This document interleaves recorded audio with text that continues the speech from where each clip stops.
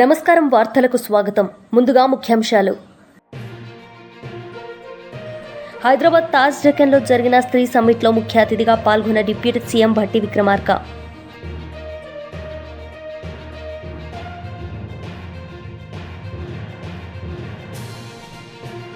మాజీ మంత్రి పేర్ని నాని మీడియా సమావేశం, పలు అంశాలపై వివరణ. హైదరాబాద్ తాజ్ డెక్కన్లో జరిగిన స్త్రీ సమ్మిట్లో ముఖ్య అతిథిగా పాల్గొన్న డిప్యూటీ సీఎం భట్టి విక్రమార్క ఈ సందర్భంగా ఆయన ప్రసంగించారు.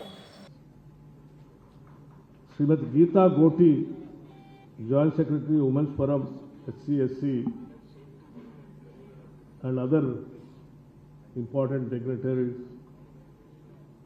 and the participants from various walks of life. My humble namaskar to each one of you and to everyone here who believes that a safe, equal and empowered society is not a dream but a destination we must all walk towards together. Three Summit, it is more for empowerment of women of this country. We can't just afford to forget March 8th, which is a Women's International Day,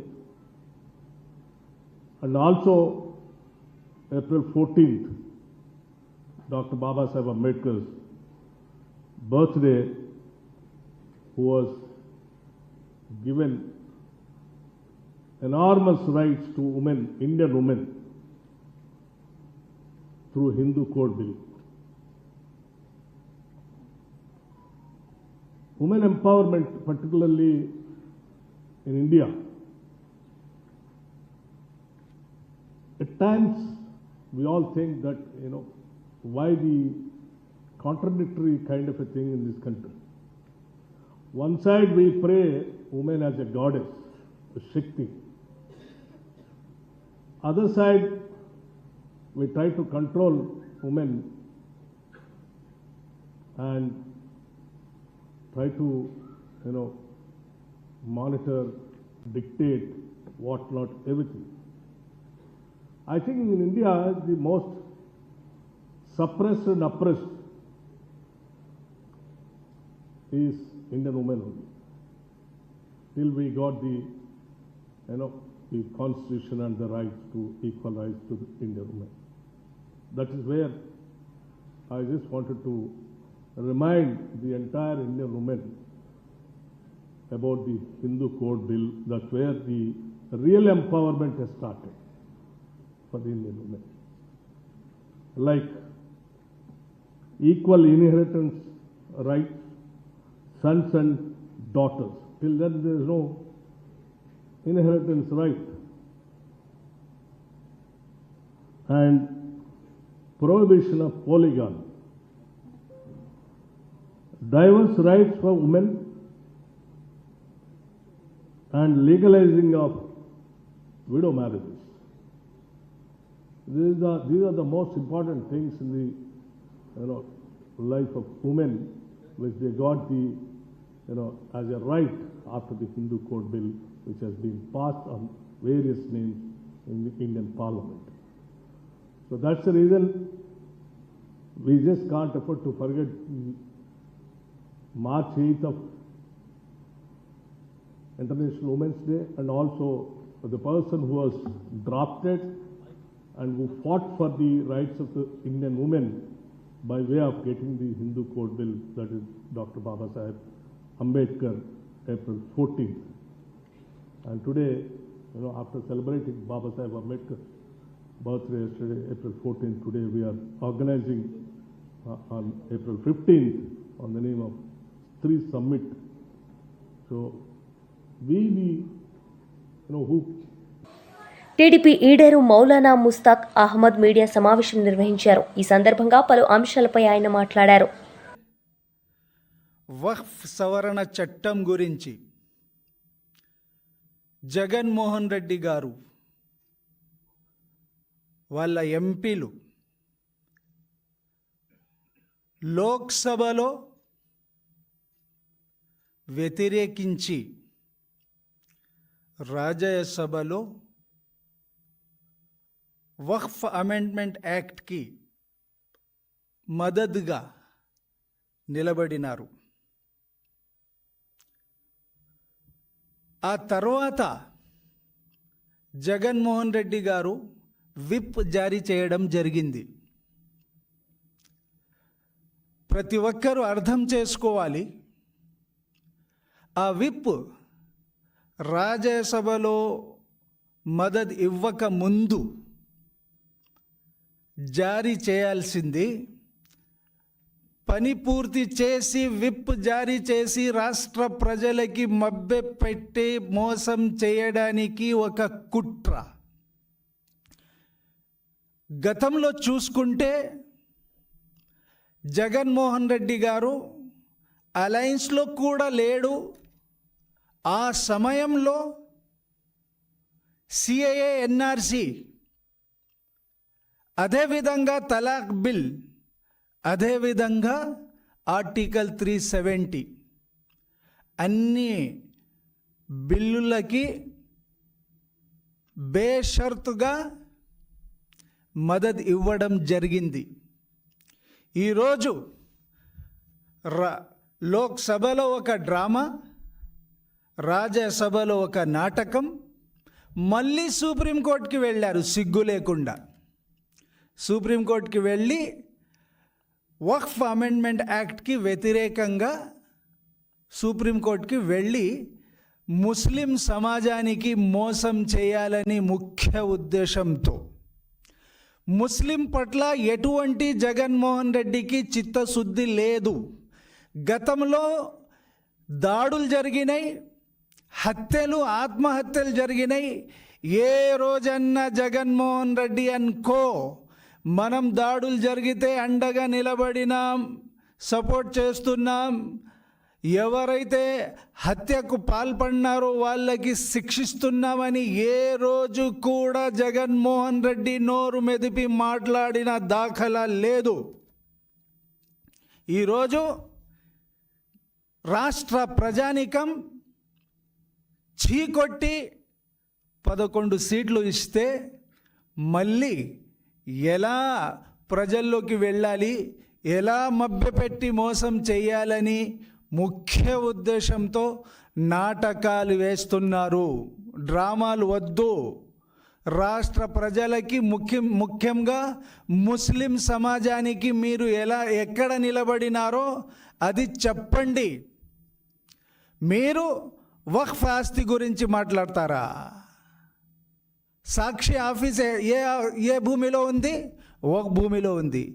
మీ మామ Rabindranath Reddy theatre ఏ భూమిలో ఉంది? కడపలో. వక్ఫ్ భూమిలో లేదా? మీ తండ్రి గారు Lanco hills ఎవరికి అమ్మేశారు?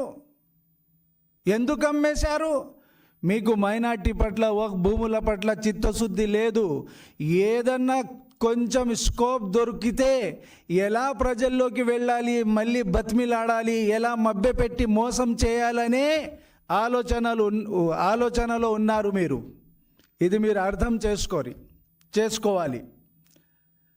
నారా చంద్రబాబు గారు ప్రియత ముఖ్యమంత్రి వర్యులు ముస్లిం సమాజానికి గతంలో అండగా నిలబడినారు. రాష్ట్రంలో ఉన్న వక్ఫ్ భూముల్ని తప్పకుండా 1 ఇంచు భూమి కూడా ఎవరు కాజేయడానికి అర్హత మాజీ మంత్రి పేర్ని నాని మీడియా సమావేశం నిర్వహించారు. ఈ సందర్భంగా పలు అంశాలపై ఆయన మాట్లాడారు. సాక్షి ఆఫీసులన్నీ కూడా వక్ఫ్ ఆస్తుల్లో ఉన్నాయి. అందుకని చెప్పని వీళ్ళు ఆ చట్ట సవరణకి అడ్డుకునే ప్రయత్నం చేస్తున్నారని చెప్పని ఒకళ్ళ మారి కబుర్లు చెప్పారు ఈ 3 పార్టీల కూటమి వాళ్ళు. వెంటనే సాక్షి యాజమాన్యం తనకున్న ఆస్తుల మొత్తాన్ని లింకు డాక్యుమెంట్లతో సహా బయట పెట్టంగానే మొత్తం మూసుకుని ప్లేటు ఫిరాయించి రాజ్యసభలో విప్ ఇవ్వలేదు వైఎస్ఆర్ కాంగ్రెస్ పార్టీ, లోక్సభలో మాత్రం వక్ఫ్ చట్టానికి అంటే 1995 వక్ఫ్ చట్ట సవరణకి వ్యతిరేకంగా ఓటు చేశారు. కానీ రాజ్యసభలో మాత్రం చట్ట సవరణకి అనుకూలంగా ఓటు చేశారని చెప్పని తప్పుడు ప్రచారానికి తెరలేపారు. దానికి ముందు విప్ ఇవ్వలేదని చెప్పారు, రాజ్యసభలో విప్ ఇవ్వలేదని చెప్పారు. వెంటనే అయ్యా దిక్కుమాలిన వాళ్ళారా, ఇదిగో వైఎస్ఆర్ కాంగ్రెస్ పార్టీ విప్ ఇచ్చింది అని చెప్పి వెంటనే విప్పును బయట పెట్టంగానే మళ్ళీ నోళ్ళు మూసుకుని ఓటే లేదు అని చెప్పని మాట్లాడారు. అరే ఓటు వేయకపోతే మీ చేతనైంది లోక్సభలో రాజ్యసభలో మీరే కదా అధికారం, టీడీపీ మంత్రులు ఉన్నారు, బీజేపీ వాళ్ళు ఉన్నారు, అధికారం మీ చేతిలో ఉంది, మరి బయట పెట్టండి అని నిలదీసేప్పటికీ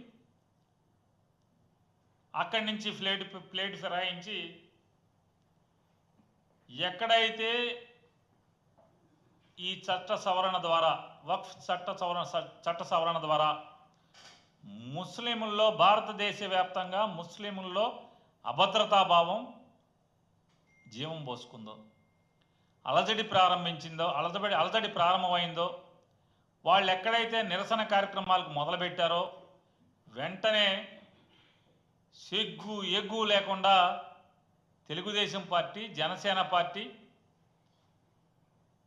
ఈ ముస్లింల నిరసన కార్యక్రమాల్లో తగుదనమ్మా అని సిగ్గు లేకుండా బయలుదేరిపోతున్నారు.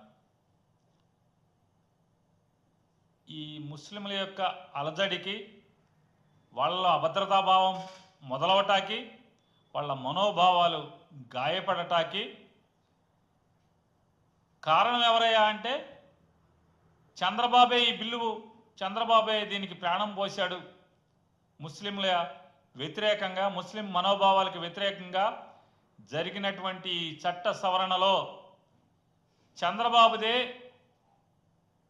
పాపపు పాత్ర అని భారతదేశం మొత్తం ముస్లిం వర్గాలన్నీ కూడా కూడైకి వస్తున్నాయి, తిడతున్నాయి, బొమ్మల్ని చెప్పులెట్టి కొడుతున్నాయి ఈ వర్గాలన్నీ తమ నిరసన కార్యక్రమాల్లో. కానీ ఇక్కడ మాత్రం ఏ మాత్రం సిగ్గుపడకుండా, సిగ్గు లేకుండా, అసలు అంటే ఈ సిగ్గు లేకుండా ఉంటాకి ఎంత బరితెగింపు అంటే ఈ మధ్య అక్కడ ఒక ఎమ్మెల్యే గారు, ఆయన ముస్లిం, ఆయన మాట్లాడతాడు. ఆ ముందున్నటువంటి వేలాది ముస్లిం సోదరులకి ముందు ఆయన చెప్తాడు మైక్లో, నెత్తి మీద టోపీ ఉంటుంది, అదే మక్కా టోపీ, ఆ టోపీ పెట్టుకుని ఆయన చెప్తాడు, నేను మన మతానికి వ్యతిరేకంగా, మన మత మనోభావాలకు వ్యతిరేకంగా జరిగినటువంటి చట్టాన్ని నేను వ్యతిరేకిస్తున్నానంటాడు. నువ్వెవడు వ్యతిరేకించటానికి? నీకేం హక్కు ఉంది? పైన పాపం చేసింది మీరు. చంద్రబాబు నాయుడుకు తెలుగుదేశం పార్టీ ఓట్లు, జనసేన ఓట్లు, ఈ 2 ఓట్లు లేకపోతే ఈ చట్ట సవరణ జరిగేదా లోక్సభలో?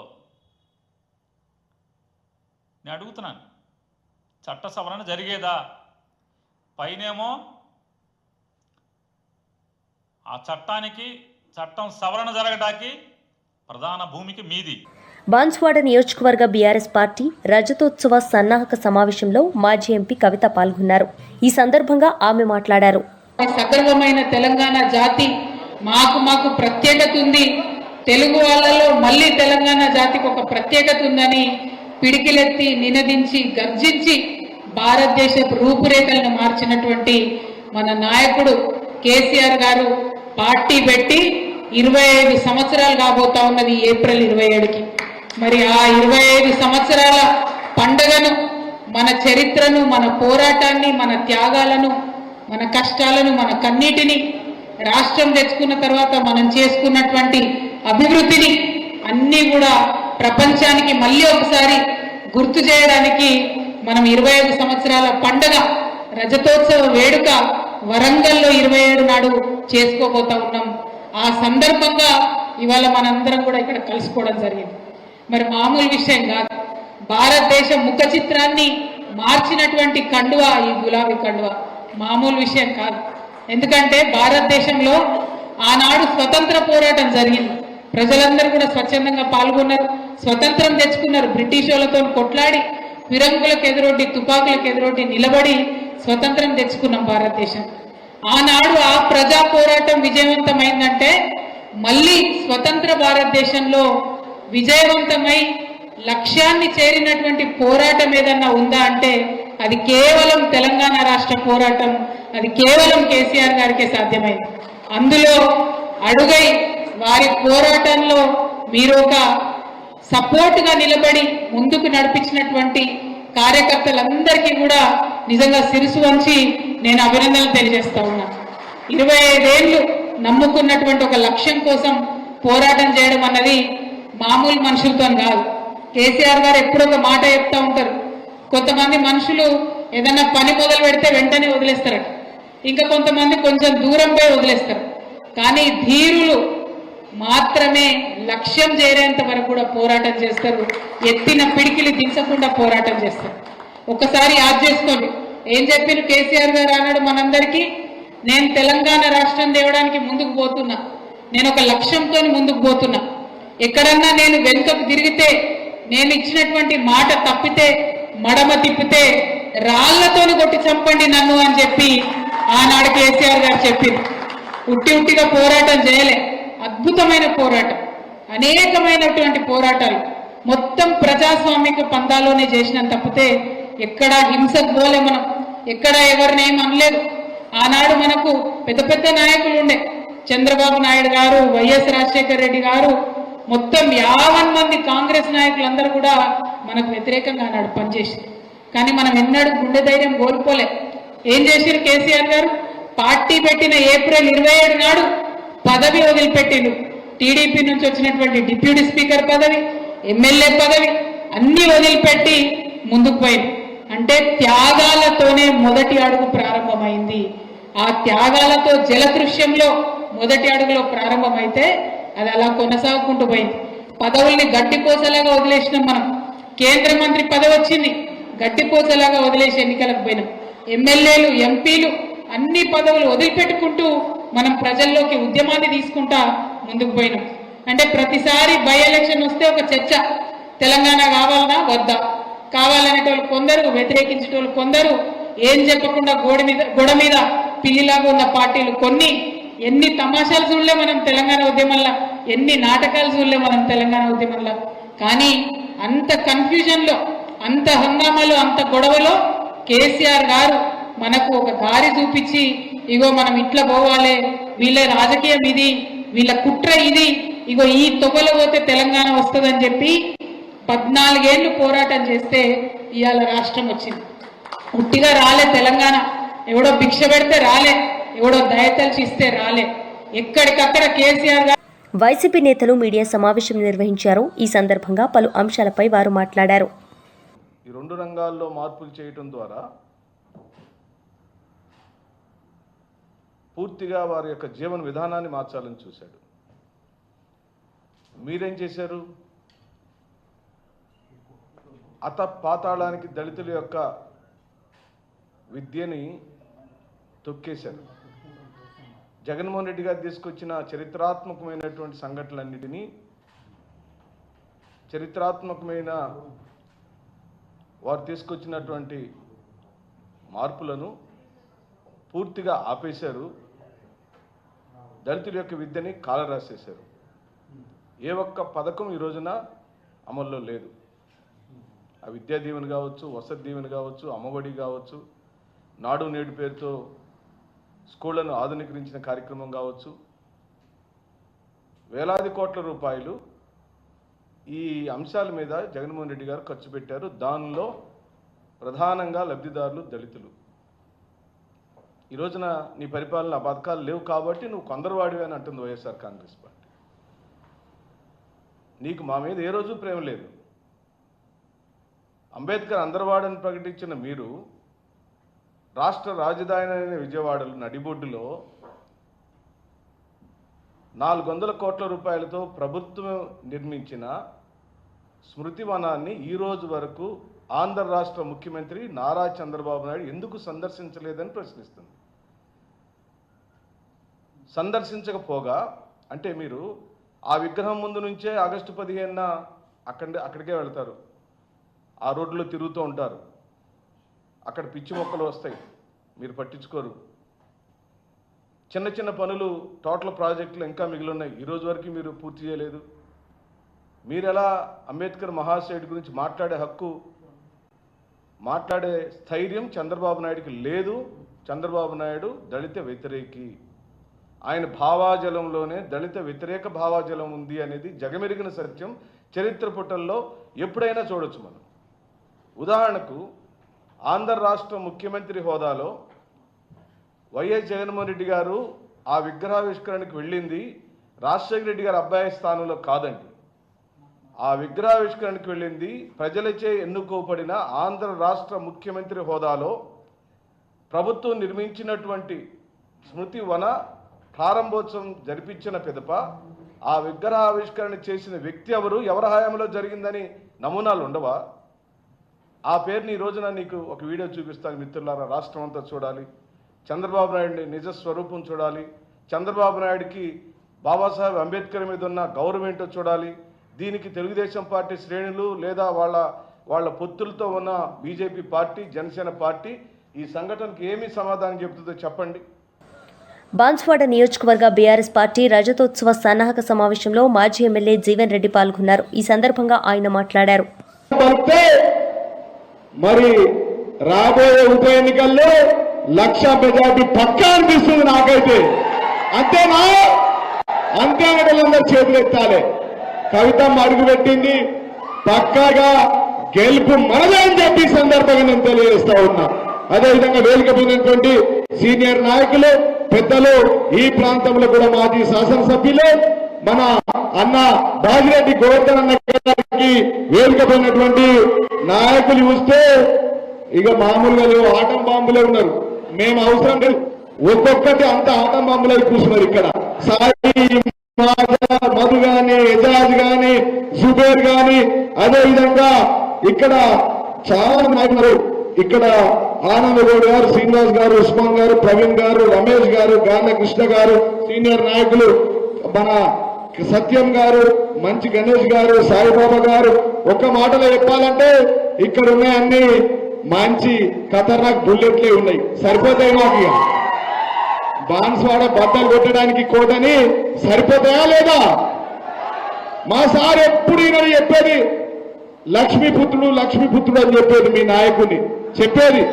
కానీ ఇయ్యల తెలిసింది బాన్స్వాడ పుట్టిన శనిపుత్రుడు అని చెప్పి సందర్భంగా నేను తెలియజేస్తూ ఉన్నాను. కాదా? అవునా కాదా?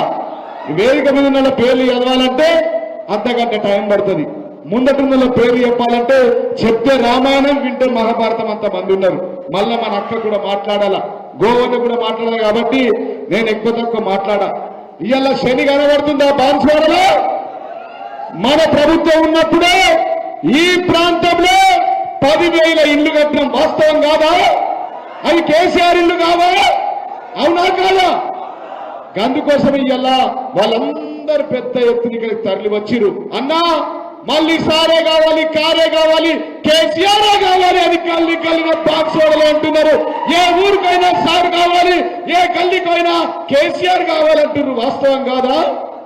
మేమొస్తామన్న సభకని చెప్పి వేలాదిగా తరలి వచ్చి లక్కెంబట తోవింటి వస్తా ఉంటే, అక్క మేమొస్తున్నాం 100 మంది, ప్రతి గ్రామం నుంచి వేలాది మంది తరలి వస్తా ఉన్నాం, స్వచ్ఛందంగా వస్తున్నామని చెప్పి మన ముత్యాలమ్మ తల్లి ఇప్పుడు వచ్చింది లంబడవ. ఎక్కడవా మా తల్లి? నేను నా వంతు సహాయం చేస్తారు 2,000 రూపాయలు అని చెప్పి ఆ తల్లికి నేను చేతులెత్తి కేసీఆర్ తరఫున హృదయపూర్వక పాదాభివందనాలు తెలియజేస్తా ఉన్నా. ఇక 27వ సభ గురించి చెప్పాల్సిన అవసరం లేదు. ఎక్కడికక్కడ అందరు తయారైపోయారు. జెండాలు గద్దెలు కట్టుకున్నారు. రాంగ గద్దెలన్నీ కలర్లు రెడీ ఉన్నాయి. మెడల కండోలు తల తల తల మెరిసే ఉన్నది. ముఖం చూస్తూ ఉంటే వచ్చేది మన రాజ్యమే అంటూ ఉన్నారు. రాత్రి నుంచి ఈస్ట్ వెస్ట్ నార్త్ సౌత్ పోచారంకు 3 కొడుకులకు సరి. వార్తలు ముగించే ముందు ముఖ్యాంశాలు మరోసారి. హైదరాబాద్ తాజ్ డెక్కన్లో జరిగిన స్త్రీ సమ్మిట్లో ముఖ్య అతిథిగా పాల్గొన్న డిప్యూటీ సీఎం భట్టి విక్రమార్క.